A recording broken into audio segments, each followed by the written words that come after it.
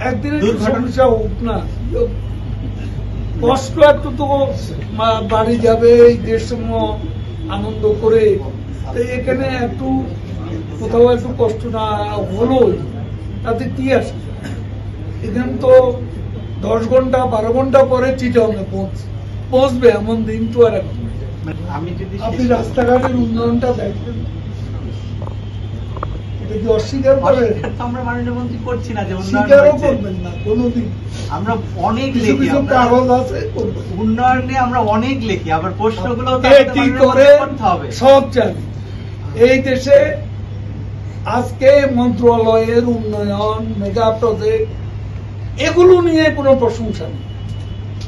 ওই যানজটা দুর্ঘটনা পেলে কোথাকার এক যাত্রী কল্যাণ সমিতি, যেটা কোনো লাইসেন্স নেই, সমাজ কল্যাণ মন্ত্রণালয়ের কোনো লাইসেন্স নেই, তাদের কোনো পারমিশন নাই, রেজিস্ট্রেশন নাই, তাদেরকে উস্কিয়ে দিয়ে দিয়ে এটা যা হয় তার চেয়ে ডাবল, তার চেয়ে 3 গুণ বেশি দুর্ঘটনার চিত্র তুলে ধরা।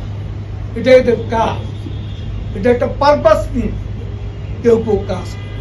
অফিসে গিয়ে চাঁদা চায়, না পেলে লেগে এসব সাংবাদিকতার নামে অনেকে অপকর্ম করে। সবাই ভালো মানুষ, আমরা পলিটিশিয়ানরা সব ভালো মানুষ, আমি এটা বলি না, এবং কোথাও সবাই ভালো মানুষ। এলিভেটেড সহায়ক যতটুকু ওপেন হয়েছে সেটা কত উপকারে এসছে। যারা বিদেশে যায় তারা বুঝে, উত্তরা থেকে যারা 2.5 ঘন্টা ঢাকা শহরে আসতে পারত না তারা বুঝে যে ফার্মগেট থেকে এয়ারপোর্ট 10 মিনিটে, 8 থেকে 10 মিনিটে যাওয়া। এখন এলিভেটেড এক্সপ্রেসওয়ে, মেট্রো রেল কেন বন্ধ থাকলো? বাতাস আর ঝড়ের মধ্যে মেট্রো চালাবো, এই তো আমাদের যন্ত্রপাতি এটা অ্যালাউ করবে না, সেটা আমাদের বুঝতে হবে।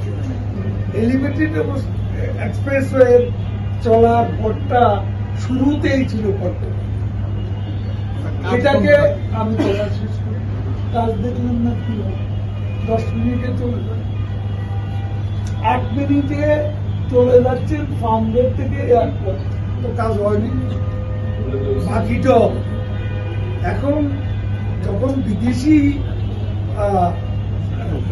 এখানে ফান্ড থাকে তখন সব প্রজেক্টে ঘাটে ঘাটে কারেন্সি লাগে এখন, এবং ফান্ডিংও 2টা কোম্পানি থাকলে একটু তাদের মধ্যে মতভেদ সেটার সমাধান